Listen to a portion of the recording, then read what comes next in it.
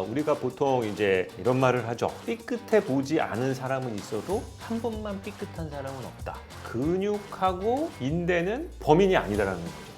그 이유가 뭔지 제가 콕콕 집어서 드릴 테니까 반드시 도움을 받으시길 바랍니다.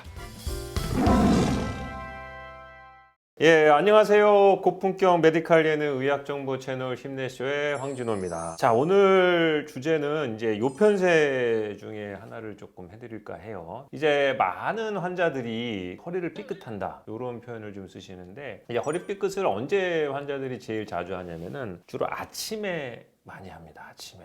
그래서 아침에 이제 허리를 부여잡고 간신히 출근했다가 반차 내고 병원에 오시는 경우가 많습니다. 그 이유가 뭔지 제가 콕콕 집어서 드릴 테니까 반드시 도움을 받으시길 바랍니다. 자, 그래서 특히나 이제 언제 그러면 아침에도 또 삐끗하냐? 세수할 때, 양말 신을 때, 신발 신을 때, 요거 아주 많이 그럽니다. 특히 세수할 때. 요거 그래서 환자들도 자세히 얘기 들어보면은 자기가 세수를 어떻게 해야 되냐고 궁금해 하시는 분들도 많습니다. 요거 좀 얘기하겠습니다. 자, 염좌라고 말을 하고 이제 일반 분들은 삐끗했다, 이런 말을 쓰세요.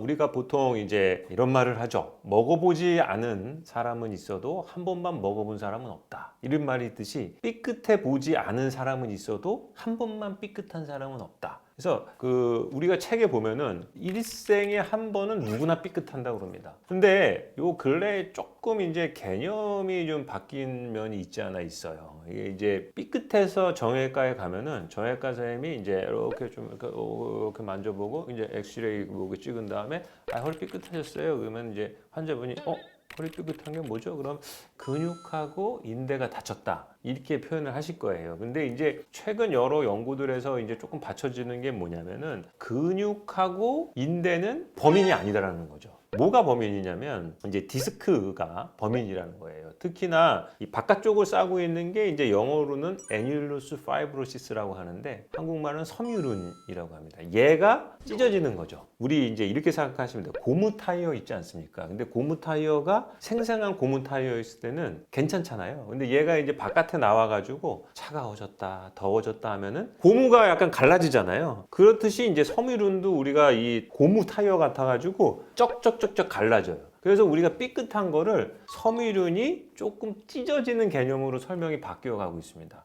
그러면은 근육하고 인대는 뭐냐? 걔는 범인이 아니라니까요. 섬유륜이 찢어지니까 염증이 생기고 아프죠. 그러면은 척추가 어떻게 되겠어요? 굳어야 되거든요. 그때 이제 근육하고 인대가 찢어진 섬유륜에 대해서 통증을 보호하기 위해서 경직되는 거지. 그런 경직되는 현상을 이제 저희가 예전에는 보고 근육 인대가 다쳤다, 이렇게 표현을 했는데, 실제적으로는 걔네들은 범인이 아니고 다쳐진 우리를 도와주기 위해서 이제 보호해주면서 보호막을 치는, 쉴드를 치는 개념이라고 생각하시면 될 것 같아요. 그래서 조금 우리가 이제 그동안 알고 있었던 염좌라는 것이 실제적으로 보면 디스크 손상이고, 조금 더 세밀하게 보면은 이제 섬유륜의 손상이다라는 개념이 좀 바뀌었다는 걸 알고 계셔야 될 것 같아요. 그래서 이제 뒤에 보면은 이제 우리 디스크의 구조 이렇게 딱 나와 있습니다. 뭐 예를 들어서 잠깐 설명하면, 저는 디스크를 이제 환자분한테 이제 약간 단팥빵이다, 그래서 그 안고는 이제 우리가 말하는 수액이라고 그러고, 이 바깥쪽에 있는 밀가루는 이제 섬유륜이라고 하고, 실제 보면은 이제 타이어 같다고 생각하시면 돼요. 이렇게 끈질기게 보호하고 있는데 그게 이제 찢어지는 거죠. 그래서 이런 구조로 있습니다. 자, 그래서 이제 이런 말도 들어보셨을 거예요. 자, 그럼 이제 본격적으로 우리가 왜 아침에 손상을 잘 받는지 좀 얘기를 해볼 텐데요. 이제 기본적인 백그라운드는 갖고 계셨을 거예요. 이제 섬유륜이 찢어지는 개념이다. 아침에 키가 클까요? 저녁에 키 할까요? 홍보팀장. 아침이요. 저 친구가 만들었거든요, 이 슬라이드를. 그냥 아침에 키가 커요, 아침에.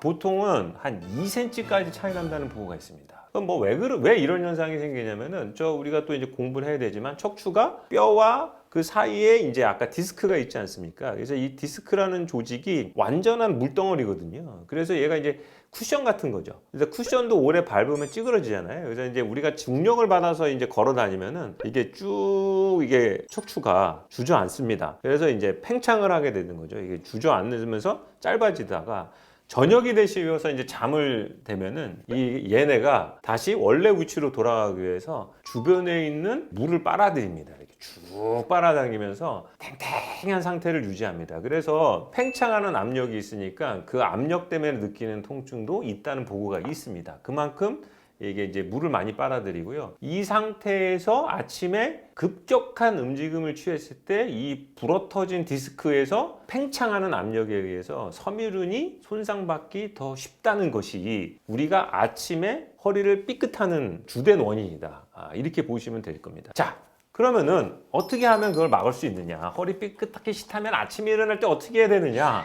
제가 환자들한테 요구하는 거는 이렇습니다. 이제 눈을 뜨고 나면은 바로 침대에서 내려오지 않는답니다. 그 안에서 이제 스트레칭을 해야 됩니다. 그래서 보통 보면은 침대에서 꼼지락꼼지락 거리는 애들 있지 않습니까? 그런 사람들이 허리를 더 다치다는 거예요. 그럼 스트레칭을 어떤 걸 해야 되냐? 아예 별거 없습니다. 그냥 다리만 뻗었다, 굽혔다. 손만 오히려 만세했다, 뻗다만 해도 충분하다는 거고요. 그 상태에서 제일 중요한 건 뭐냐면은 구부리지 말라는 겁니다. 세수를 할 때 여기 자세가 나오지 않습니까? 허리를 뻗정한 자세로 확 구부렸을 때 이때 이제 섬유륜이 찢어지는 현상을 맞이할 수 있다는 거죠. 그래서 아침에 세수를 하기 위해서 해야 되는 가장 중요한 행동이 뭘까요? 힙힌지를 사용하셔야 된다는 거예요. 여기에 다 링크가 걸릴 겁니다. 그래서 힙힌지를 사용해서 하시면 절대 문제가 되지 않습니다. 그러면 또 하나 문제냐? 신발 신을 때 어떻게 해야 되겠습니까? 신발장 옆에다가 조그만 의자를 하나 두라고 합니다. 그래서 의자에 앉아서 신발을 신어라 이렇게 하고요. 긴 구두주걱을 이용해서 신발을 신는 것도 하나의 테크닉이다 이렇게 쓰기도 하고, 특히 양말 신을 때 깽깽이 발로 신으면 허리 나갑니다. 앉아서 신도록 하시면 될 것 같습니다. 그래서 우리 허리가 아침에 삐끗하는 이유 알아봤습니다. 여러분, 힘내쇼! 드디어 우리 10만 뷰와 1만 구독자를 확보한 부울경 지역에 아주 촉망받는 유튜브 채널이 됐습니다. 많은 사랑 부탁드리고 힘내쇼의 황진호였습니다.